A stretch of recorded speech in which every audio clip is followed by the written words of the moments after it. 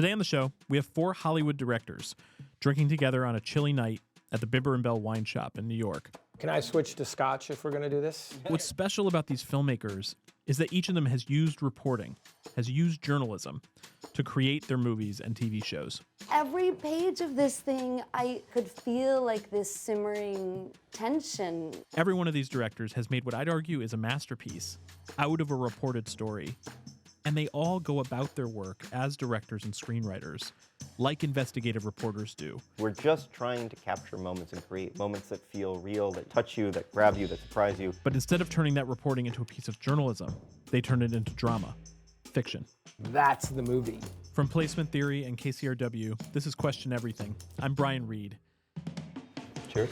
French whiskey. Cheers, everybody. Thank you all for being here. Cheers. Such a pleasure. I gathered you all here today because this is a show about journalism, and you all, in one way or another, draw on journalism for your work. And so I was hoping we could talk about it. To start, I'm just curious, when you see a piece of reporting, a story, or something true in the world, like how do you know, like, oh, that's something that could be dramatized, you know, or that I feel drawn to dramatize? Antonio, The Staircase was like a canonical documentary, and you saw it and thought, I could do that again and add something? Well, like, how did you come to that? Well, one, I've always been fascinated by true crime, and I love reading true crime, but there's not, majority of the time I don't think this needs to be anything but a great article or a great documentary or docuseries. But there's certain times when these things spark and you're like, oh, there's something here that inspires, that could benefit from dramatization, that creative liberties could get you further, potentially closer to the truth than what a documentary could. Or that's how at least I felt. Will you just say like a quick summary of what The Staircase is? Yeah, so The Staircase was a documentary, an 8-part docuseries made in 2004 about a murder trial in Durham, North Carolina, where a rich novelist, a well-known novelist in the community, figure in the community, was accused of killing his wife. Michael Peterson is the name of the writer. He claimed that he found her dead at the bottom of the stairs, and the police claimed that he killed her, that he beat her to death. And so then what happened was a documentary film crew from France came, and they documented the entire case and followed him. This is 2008. I had just made my first feature, and this producer sent me this documentary, The Staircase. And the producer, when I got to his office, said, well, look, there's 3 things you should know. He said, one, the producer of the documentary and the director don't agree about what happened, whether or not Michael Peterson was guilty. The second thing you should know is that there's a lot more that happened that isn't in the documentary. I was like, okay. And the third thing you should know is that the editor of the documentary fell in love with Michael Peterson and eventually left her family for Michael Peterson and then dedicated her life to getting him. I was like, okay, well, this is just layers and layers and layers. All of that sort of made it more interesting. And when you were told that the editor of the documentary fell in love with Michael Peterson, the convicted murderer, ultimately, right? What did you ask next? Like, what was your next question? Well, I think my question was like, can I meet her? So Sophie was one of the editors on the documentary, and she started a communication with Michael.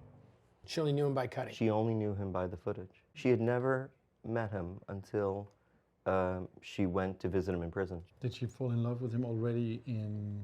Well, this is a point of contention.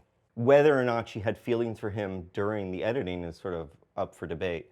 What we do know is that she eventually wrote to him and started communicating with him, and eventually she went from France to go visit him, and at that point he was in prison. Did you talk to her? Yes. Yeah. And does she say that the relationships started after she was actually working on the project, or is she... Yes, I was very adamant about meeting the filmmakers, and then once I met them, I was like, oh, I need to meet Sophie, the editor, and then once that happened, I was like, okay, like this is And it. why? Like, Why do you need to meet them? Like, you know, if you're fictionalizing something, like I wouldn't take it for granted that you have to, I guess. Well, the truth is always stranger than fiction. I mean, look, the reality is this series took me 12 years to make. From that 2008 to when I was actually making this was 12 years. And in that time, all this stuff had happened. So I didn't know where the journey was going to take me. I started the process and I said, you know what's going to happen? I'm going to figure this out. I'm going to use computers and CGI, and I'm going to recreate this thing and build a set. And at some point, like 4 or 5 years in, I was like, this doesn't matter. Like, I can't figure this out. I was like, at some point I realized, oh, I'm not going to figure it out. Yeah. And it's okay. And it's okay to sort of live in this space of not figuring out, but the process is the trying to figure it out. And why is everybody trying to figure out? Why is it that Michael Peterson is such a great, perfect suspect in this? It was like, that was a more interesting space to play in, and sort of like the possibilities were more interesting to me than the final answer. But you did something, and let me ask you about that, because you did something different. Often with a sensational story, you want to go in and investigate and find that missing link. Mm-hmm. It's not like you were trying to do that. It was more like you were trying to show me that all these different ways could be possible. It's almost like you took a step back and made a documentary about the documentary that was being made. Yeah.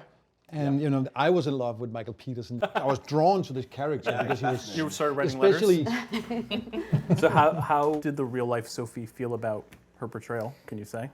Yeah, it's complicated. She had a complicated reaction to it. Yeah, she was mad. Yeah, she was not mad. Is it important? Like, did you feel like I want them to like it? Because as a reporter, like, I sometimes want someone to like it, but that's not always in line with what I'm doing. You know. I think so. I think I did. I do. And I think this is sort of the trickiest part, because you're dealing with real people, and in dramatizing it, you have to kind of get to this sort of the essence of it. Totally. How's everybody doing on drinks? Do you need a little more? This is Tina Satter. Tina made a play that she then turned into a movie last year, starring Sydney Sweeney, about Reality Winner. Reality Winner, if you've not heard of her, is the name of a real person. Reality was a translator for the National Security Agency. After the 2016 presidential election, when Reality was 25 years old, she got worried that Americans were maybe being misled about the extent of Russian interference that had happened in the previous presidential election. Reality printed out a classified government report which proved there were Russian cyber attacks on American voting software. And then she mailed it anonymously to the news site The Intercept. They reported on it.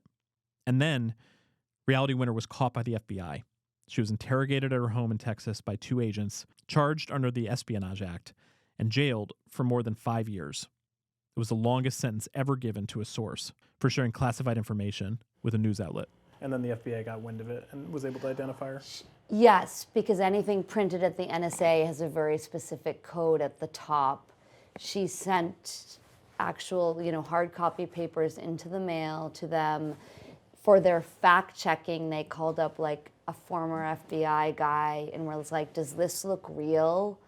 And that guy was like, it looks real, and also I'm going to share it with actual FBI people. Oh, wow. How did you happen to randomly read an FBI interrogation of Reality Winner?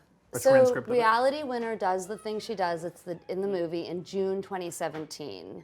I barely paid attention to that news story, as I think many people did not either. And then 6 months later, New York Magazine had a story in it called America's Biggest Terrorist Has a Pikachu Bedspread. And I was like, huh. And that was in December 2017, I believe. And I was like, you had me at Pikachu. It's so funny. Rob That's such a great detail. Rob and I were talking about this. Rob was Yes. like, I want to know if the Pikachu bedspread is real. Literally yesterday. I was like, I really I I think it's Yeah. on my list of questions right Yeah. there. So the tiniest shot in her I had seen Got to the bottom of that. the little, she was barely covered, right? And that's a whole other interesting story about news, but there were photos of her with this in New York. I'm reading it online in New York Magazine, and I was like, wait, this young woman, the details of her life that are in there, like a She veteran. speaks 3 languages. Yes, but then she does yoga, but then she's like this very young woman. I was like obsessively reading this, just like, wow, this is super fascinating. But somewhere in there was like a hyperlink that was like, read about the day Reality was visited at her home by the FBI. I clicked that link, and that took you to Politico, who had this like somehow crookedly copied PDF. I mean, it has a stamp on the top of it, Reality Winner verbatim transcription, Every page of this thing, I was like this, I couldn't believe it. And I could feel like this simmering tension in it, like from the hey, hello. Because you read it knowing that this young woman's in prison. So to me, I'm like, when do they get her? Because like, she's clearly obfuscating. And I totally had an instinct that the language stood as a play. And for months, that was what I had printed out as the script when I was doing it as a play. But at that point, How I'm long not is in the touch raw with family. transcript? How long is it versus how long? 81 pages. Okay. Yeah. What does that translate to, like lengthwise? For a play, it's like 70 minutes. I had not cut anything when I did it on stage. And Not a then word. You didn't cut a Not word. a word, not a redaction, not a cough. We treated it was like Shakespeare. Like it's all on the page. Yeah. Do you know what I mean? Like what does it tell us like half sentence by half sentence? I had written the things before, so it was like you wanted to change it if it sounded horrible. You know what I mean? But it was this amazing constraint. Like we kind of have to figure out what it means. I have that experience all the time when I'm reading like transcripts or like 911 calls that I'll get like released through a FOIA or something. I'm always struck by just how much subtext there is to play with like in those when you're Right. making even documentary work, you know. I don't know, it's one of the beautiful things about you know, raw material. It's like a mystery. There's like a mystery in what's being said underneath it, and it's what is exciting about seeing it dramatized. I think is to see it come to life. And whenever I read transcripts, like almost as a writer, I'm almost envious of how good the tone of the language is. Right. Because I mean, you people can't. never Yeah. talk as well as we write That's what we them. were talking you about know this. what I I mean? know, it's so You know, good. and so even if we're not Aaron Sorkin and giving them verbal superpowers, like we're all making it a little better, right? So it's like when I read a transcript, I'm like, oh, this is so great. And so were you always just like, this is going to be verbatim? Was there ever a moment where you thought, I'm going to use parts of this, I'm going to use it as inspiration, I'm going to edit it in some way? Really early on, it felt like the integrity of this project, because it's weird and dry, like was that it had to be, this is what happened in that room that day. Like the surreality of it was already baked, it was there. For anyone who's seen it, there's this scene on the lawn, I don't know, third into it, if you're reality, you probably think, what is happening now? But they just start chit-chatting to her about working out and CrossFit. It's almost So like weird. you're just at a barbecue, chatting with your friend's weird dad. And so if you kept the transcript screenplay, that's like 7 pages of screenplay. You have to keep some of that banality, you know, like it has to drift, because I never wanted to change within a line. Do you know what I mean? Because that would feel like I was then directing the story. What did you, so you did the play without talking to reality winner, Yeah, but then you started talking to her and making the movie? yes. But when we went to make the movie, Sydney Sweeney, who plays reality, wanted to speak to reality. And so Sid and her had these private conversations throughout. And like Sydney would told me some of it, but I didn't even want to press her. I don't know, I wanted it also to be her private work, but then we would speak on the phone. What were your questions and what did you learn and how did it change the movie? They were detail. I only wanted to ask her detail questions, not like, what did it feel like for you? Why? Because I didn't want it to be too informed to push a certain agenda that she or her family felt. I actually thought showing it most straightforwardly was the strongest way, frankly, for reality and what I felt was complicated about what happened to her to be presented. And they knew the premise, they knew you were doing it verbatim from Because the the transcript. family came to the very first night we ever did the play. You know, I learned after how understandably nervous they were, but then when they saw it, they were actually like, okay, there is this power in showing our daughter in her words, not pushing an agenda too much. Tobias, did you use transcripts and what materials did you use to make the investigation? Like, did you have the whole case file? Yeah, I had access to it. In that case, for me, it was like, what details, how many details can I leave out? So it's like, that story was overtold in Scandinavian press. This murder case, it was so Interesting. well covered. You were going into well-trodden territory, basically. So I was like, what can I leave out? Give the gist for anybody who hasn't seen it. So a Swedish female journalist named Kinval was lived in Copenhagen and was, as a journalist, going to do an interview with this self-proclaimed scientist who had built his own submarine, like a hobby project, and she was going to sail out with him, and he ended up killing her on that trip out, and it became probably the most covered murder in Denmark history. It was everywhere, and it was the classical true crime angle from all journalists covering it. Everybody got obsessed with this genius who had built a submarine, and now he was also a sexual predator. We were all, I guess, absorbed with this story for a couple of days, and then when it just continued and it just kept growing, like every day, breaking news, it was all over. I decided to not really look at it because I felt polluted. I felt like how dirty it was to sit there and be entertained by these details and the speculation of a case that had just happened, and a young woman had lost her life. And so later I got to meet the chief investigator, and then he told me some very specific details, not about the crime, but about the solving of the crime, about the investigation. And I realized that What were they? Stuff like they used special trained dogs to sniff bodies that were on the bottom of the ocean. Then the scent would travel through water, up through the surface. That gas would be caught by a dog's nose. It would bark, and then they would dive down and find the evidence.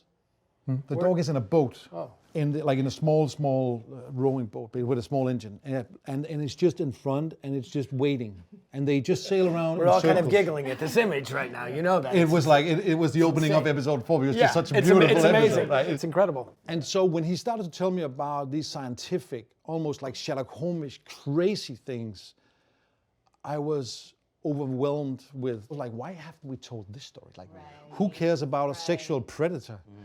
So none of that had been told, like, publicly. Nothing. Really. Yeah. They had all just been obsessed with, how many has he killed? Has he done it before? The whole, and I was like, How about the woman?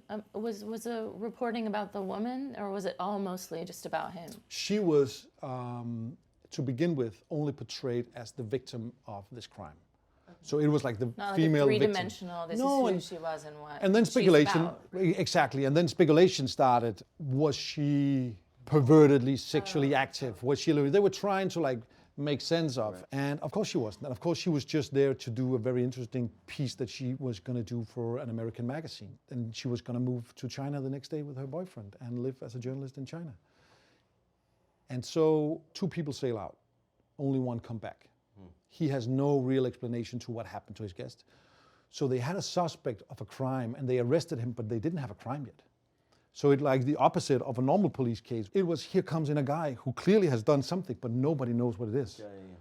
It's like a how done it, It's basically. like how done rather it, than it's a who not, done it. or what done it, or Yeah. So it opened up all these other questions. That is how Sherlock Holmes is, if you read it. Exactly. It isn't that you're going with Sherlock Holmes through his investigation to discover it. It's like there's a murder, he goes away and figures it out, he comes back and tells Watson how he figured it out, basically. Like, yours is kind of like that. I agree. that structure. I was fascinated with that structure of like a Sherlock Holmes story. And so these details became the structure of, like, I just tried to then stay loyal to the police work. So I talked to the police officer. I went home and I was like, I promised myself not to touch this story because I hated the way it had been covered. And then I called him and I said, if I'm ever going to do this, you need to introduce me to her parents. What was that meeting like? I was terrified. What were you terrified about? It was like I knew that that potentially was something wrong with me coming to their garden and asking them for permission to do something that I would make money from and make an entertainment piece of true crime about their lives' catastrophe. And they were extremely open and kind and very honest about their feelings. But they had one simple mission, which was that their daughter Kim should be remembered as a journalist and not as a victim of a sexual crime. And that made total sense to me as a father. And they told you that on your first they told me conversation? that was what they had been fighting with the Danish press about, like trying to change the narrative. But driving home from that first meeting, I wasn't sure that I could do it because there was something in it where I felt like a parasite, and I had to find a way out of that to do it.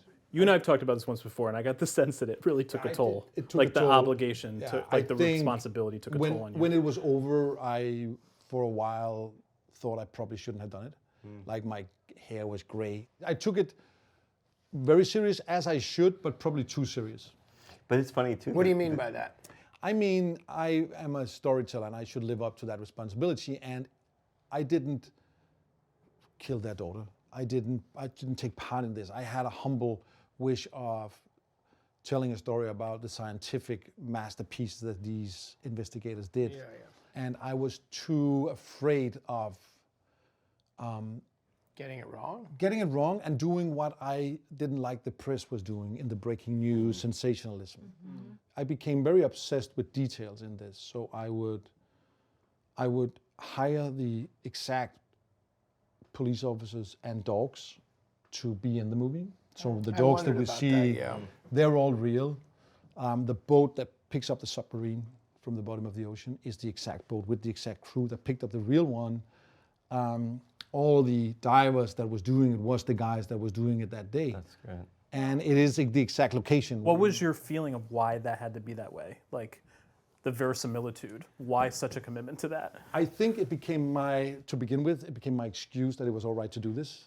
Like almost Yeah, religiously yeah. to just be like, all this press that I didn't like got it wrong because they got obsessed with all this. Now I'm gonna do it like where I don't add stuff. I just show it exactly as it was. Yeah. I'm not, and it felt like necessary to explain to myself why I was doing Was that this. like about your own, I guess, anxiety about doing the project, Yeah, I think so. or did it serve the project in some way? I think it served the project. I think that had I not been that specific, I would probably have been told to do some CGI submarine, some easy place where it wouldn't have taken us days, but I insisted, and therefore I spent like 1/10 of the budget to build a submarine that we could raise from the ocean that had the right weight, and it connects very well with the transcript. I mean, this was the transcript I had. I had actually access to the right boat, the right people, the right way. I could actually do this. If you're not being very specific, then you're going to end up just doing production-friendly choices all day. Oh, it would be easier if we could move that wall so the camera could be here. And if you're not like, no fucking way, I'm not moving walls. Like, we don't do a swing set here. You're going to fit in and you're going to find a way to shoot this. Why would that matter to me as a perfectly viewer? framed. Like, how would that affect me as a viewer Well- and in what you're trying to relay to the viewer? Well, I think that the specificity of it creates the journey there. Like, you transport somebody into a situation where there is a certain point of view and a specific point of view that allows you to be present in the scene. Well, I think that's the thing there, is that there's a care. If a filmmaker cares and they care about every frame and they care about every detail, you don't know it, but somehow you just feel it on some subconscious level. I mean, ultimately, filmmaking, TV show, we're just trying to capture moments and create moment by moment, and moments that feel real, that touch you, that grab you, that surprise you. All of that requires an attention to detail, and that's what makes things feel real, and I think that's what allows you to get closer to the characters that are representing the real people. It sounds like all you guys, like, you're imposing reality on yourselves. You're imposing fact on yourselves and rules that kind of follow from facts. Yeah. And that helps you with your process. It's interesting because I've always felt like, I don't know, when I've thought about, could I write fiction or could I write something that's not real? You know, that the tyranny of the blank page just like overwhelms me. Right. And I so love the work I do in terms of being able to mine reality for story. But it sounds like you're doing the same thing. Yep. Like you guys need that too. But don't you guys You're not think- just starting with a I blank feel page. You're like- giving yourself rules and saying, I have to adhere to certain things. I have to, you know. I think so, but I work with certain writers who I think are very uniquely comfortable in the space of reality, meaning they like stories culled from real life, right? They want that. They want to go into the facts and find it, because it's there somewhere. Yeah. And then other writers who, they're allergic to that. They don't want to tell real life stories. They don't want to tell true crime stories. They don't want facts. They just want to get lost in it. And that's another part of cinema, which is beautiful and wonderful. And like, I know, because I've worked with a lot of different writers of different sort of intentions, that like some people love it and some I'll be like, I could never ask him to go write this, right? Because he'll lose his mind, you know? Like he wants... The constraints are too much. Or it's too wide open. Right. I was going to ask, what is the role of your imaginations in this work? I Like, how do you think about your imagination? I realized very early on in my life that I was not a fan of my own imagination. Like, as a child, I didn't like playing with dolls. I was So like, Danish. I was like, I'm not amused by it. Who gives like, yeah, I can think of this, I can think of that, but it's not real. I remember sitting there with, very specifically, probably 8 years old, with Lego, which is a Danish toy company, and it didn't Hold take. on, what is it? Lego? Lego. This must be specifically Danish. L-E-G-O, right? Maybe you've heard of it. And these small figures back then, it was not, you weren't building a Friends set or. Yeah. It was like just these boring characters, and playing with them, I really fast realized that they weren't talking to each other. It was me making it up. And I realized that they didn't have any emotions. It was not like, oh, now he's really angry at this. It was like, yeah, I can just leave this behind. And so I realized it was much better to, read stories and play chess and follow some rules. Is there a liberty that any of you have taken that you regret? Like a fictional liberty? I think, actually, for me, it's like more the opposite. I did a film called A Hijacking, and it's about a Danish ship being captured by Somali pirates. And I decided that I could only make a hijacking if we rented a boat and sailed into the ocean where the pirates were. That's the only way you could make it. That's the only way I could find the truth in this story, And I had a pregnant wife and a 2-year-old at home, and there we are sailing out into the Indian Ocean, and we didn't have money for insurance. So instead we had hired soldiers from the Kenyan army to protect us. They were cheaper than Little insurance. did we know that they have never sailed, so they were all seasick. So they were like all around the boat puking. And we were shooting this scene, and suddenly the producer yells like everything comes to a stop. And I'm down below like looking at the monitor. And then I just hear this, brrr, like this boat approaching. And I suddenly see a guy that I didn't really know what his job was, but he goes like, and he pulls out this huge gun on the side of the boat, like clearly he has the intent to protect us if anybody tries to board the ship that we're shooting on. And in that moment, I was like, maybe an ocean that looked like an Indian Ocean could have been all right. See, my brain goes to the acting pirates on the ship who suddenly realize none of their guns are real. You're right. And that they're being confronted by real pirates. And now they're very bummed. Yes. I feel like I've gotten a story from everybody about what drama can bring or fiction can bring to a real story. When did you know Spotlight was a story? When I know it was a story. Yeah. Or when it was a movie. When did you know Spotlight Can I was a movie? switch to scotch if we're going to do this? Yeah, you haven't already? No, I haven't. I've been stuck in red wine. Yeah, I got you. Ice? Yeah, please. Tom McCarthy, who I think of as kind of a bard of journalists. He not only co-wrote and directed the most legendary movie about journalism of the last decade, Spotlight, which won the Oscar for Best Picture in 2016. Tom also made a show about Roger Ailes and Fox News called The Loudest Voice. He created a recent ABC procedural about a newspaper in Anchorage called Alaska Daily, which starred Hilary Swank and was basically an ode to local news. And Tom actually played a journalist. He acts too, in the 5th season of The Wire. He played a dodgy Baltimore Sun reporter who was fabricating stories in the paper. You'll hear him talk a bit about that, and the former Baltimore Sun reporter who created The Wire, David Simon. Tom, for people who haven't seen Spotlight, what's the gist? At this hour, Dave. I wonder if you should do it. Oh, you want me to do it? Yeah. Spotlight is a wonderful movie. It's about the Boston Globe's investigative unit, the Spotlight unit, that investigated what they discovered was a cover-up of systemic abuse within the Catholic Church in the diocese in Boston.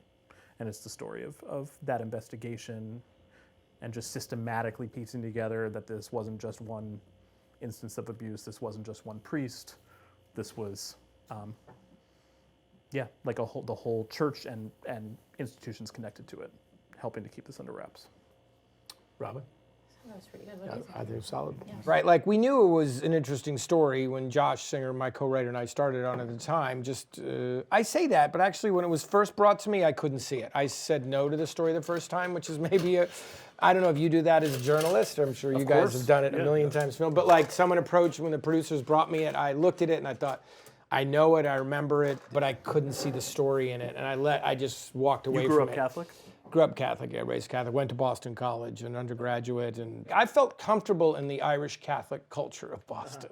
I was an altar boy growing up. Like I know those people, right? I know the world. But I just couldn't see the story, and I let it go. And a year later, I was sitting trying to think what I was going to do next. I'm like, I wonder if that story's still out there. And they'd gone to another very good writer. He couldn't crack it, and I just re-engaged with it. And so I knew it was something. And Josh and I started poking at it. But we were researching it for a good 6 months. What were the challenges you were coming up against? I just couldn't wrap my head around how to say anything new with it. Like the investigation was so thorough and the storytelling was so complete, right? On some level, it's like, well, what are we going to do? It wasn't interesting to me just to reenact it, to dramatize it. Like I was like, what do we bring that's new and fresh to this, and how do we do it? And we didn't have the answer when we started researching, but we got so into the research for about 6 months, just going back to Boston and mostly spending time with the reporters and some survivors who were incredibly generous with their stories. But really with the reporters, trying to understand how that investigation went. And it just felt like it was our in. We knew we had to engage with the survivors in their story because it was so key to the story. But we thought the investigation at that point, and especially where journalism was pitched at the moment, and little did we know how dire it was going to get, but we thought this is a story worth telling. And I think, I'd spent some time on The Wire playing a journalist with questionable ethics, and David Simon had really drilled into me just like how bad it was. And you see it on that show, 20 years ago. How bad what was? Like where the profession was going. I see. The profession of journalism, how under fire it was, David was a journalist, right? And ultimately, he plopped me in a newsroom, and it was just like hammering us with they wouldn't let us do anything wrong. And inevitably, he populated it with fellow journalists from The Sun or The Post.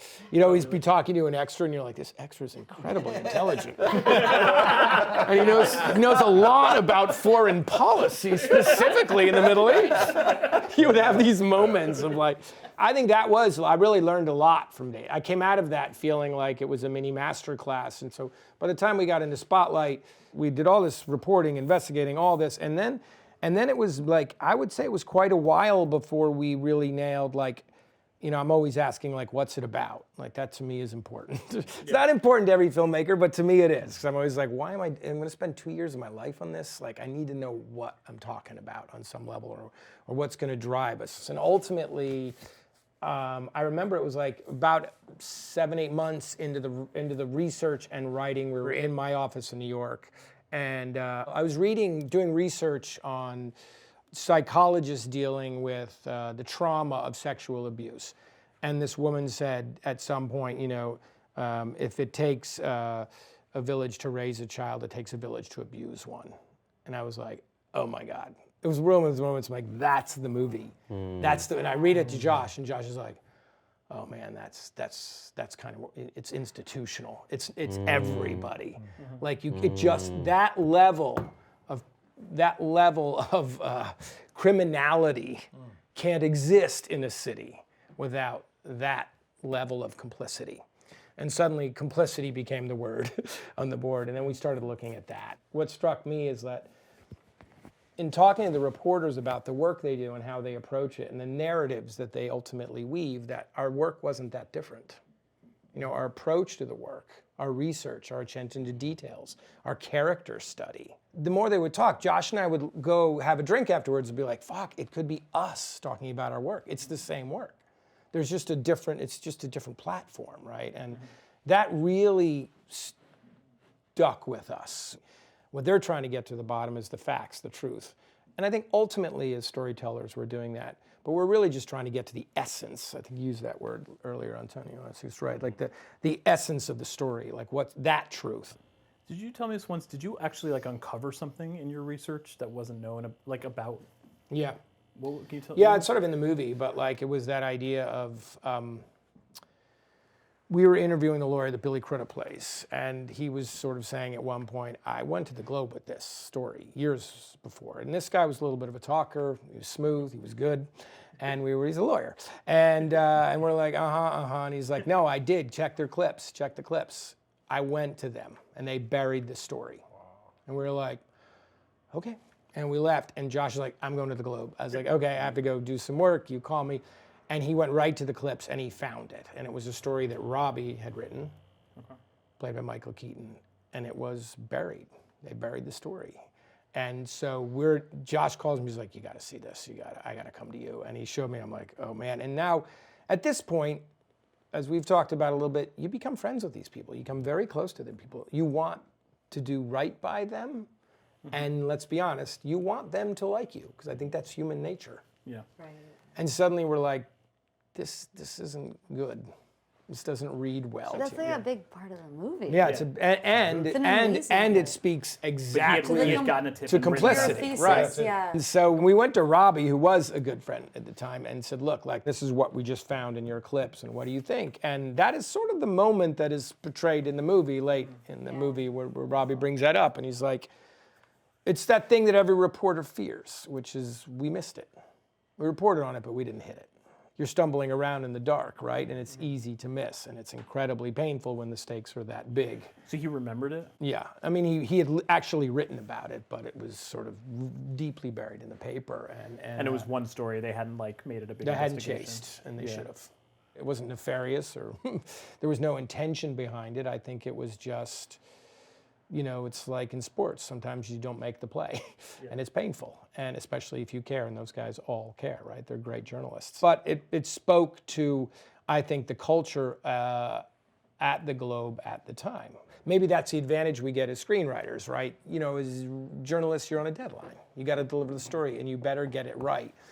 All of this just makes me think what movies that are fiction projects do. Say more, what do you mean?